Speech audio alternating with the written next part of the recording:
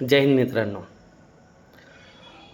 कोणतीही सरकार असो, कोणत्याही पक्षाचे असो, कोणीही म्हणजे कोणत्याही युतीबरोबर असो, त्या सरकारचा फक्त एक महत्त्व असायला पाहिजे, की त्यांनी सामान्य जनतेला अति गरजू असलेल्या क्षेत्रात त्यांना सहकार्य करावे. म्हणजे सरकारचा मुख्य उद्देश असा असायला पाहिजे, की सामान्य जनतेची आपण सवलत कशी करू शकता, त्याकडे त्यांचे लक्ष जास्त असायला पाहिजे. याच लक्षामध्ये म्हणजे महत्त्वाचे 3-4 गोष्टी जास्त महत्त्वाच्या येतात. तो म्हणजे एक आरोग्य विभाग येतो, सुरक्षा विभाग एक येतो आणि शिक्षण विभाग असतो. आपण काय करू, की सध्या एक आरोग्य विभागाबद्दल आज बोलू. त्याच्यानंतर आपण सुरक्षा विभागाबद्दल बोलू. त्याच्यानंतर पुन्हा आपण शिक्षण विभागाबद्दल बोलू. आजचा व्हिडिओ आपण काय करू, आरोग्य विभागाबद्दल बोलू. आरोग्य विभाग हा सध्या सुरळीत चालू नाही. आजूबाजूच्या फालतू गोष्टीकडे सरकारच्या मला असं वाटतं, की जास्त लक्ष आहे. पण आरोग्य विभागाकडे जास्त लक्ष आहे का? प्रत्येक जिल्हास्तरीय जिल्हा रुग्णालय, तालुका रुग्णालय, ग्रामीण रुग्णालय हा योग्य पद्धतीने कार्यरत आहे का? कार्यरत असण्यासाठी त्यांना ते तिथले कर्मचारी पुरेसे असायला पाहिजे. पण सरकारचे सध्या मला वाटतं 15,000 पेक्षा जास्त महाराष्ट्रामध्ये 15,000 पेक्षा जास्त कर्मचारीची तुटवडा आहे. मी माहिती काढल्या तोपर्यंत असं वाटलं होतं, की 13,370 रिक्त पदांची जाहिरात निघालेली आहे मागील 3 महिन्यापासून. पण ते भरण्यात नाही आलेली आहे आणि त्याच्यापेक्षा जास्त कर्मचारी लागणार आहेत. का भरण्यासाठी फक्त एखाद्या एजन्सीला हायजॅक करायला पाहिजे का? किंवा त्यांना नियुक्ती करायला पाहिजे का? एखाद्या बाहेरची एजन्सी तुम्हाला कर्मचारी नियुक्ती करून देणार का?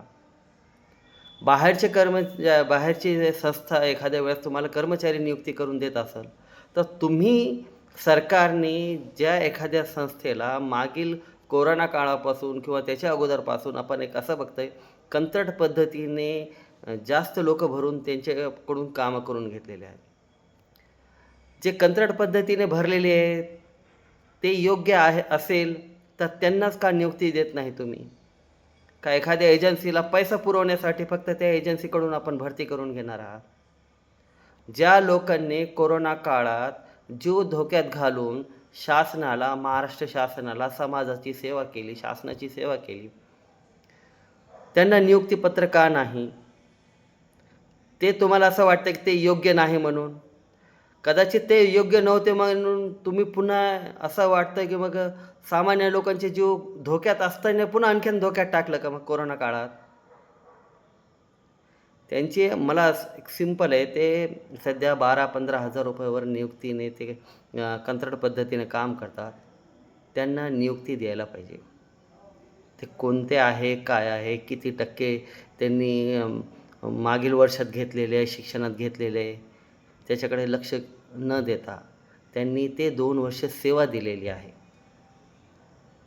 त्यांना त्याचा कोरोना काळात जी सेवा दिली त्याचा मोबदला म्हणून त्यांना थेट नियुक्ती द्या साहेब. विनंती आहे.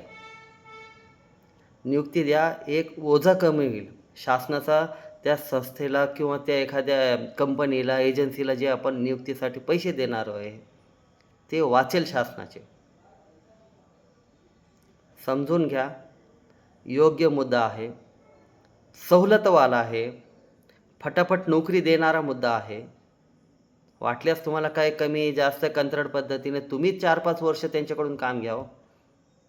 द्या फक्त 15,000-15,000 रुपये, पण पक्की नियुक्ती द्या ना त्यांना. शिक्षण सेवक या पद्धतीनेच आरोग्य सेवक म्हणून भरती करून घ्या त्यांची.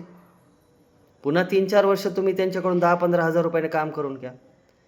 पण पर्मनंट नोकरी म्हणून त्यांना देऊन टाका साहेब. धन्यवाद.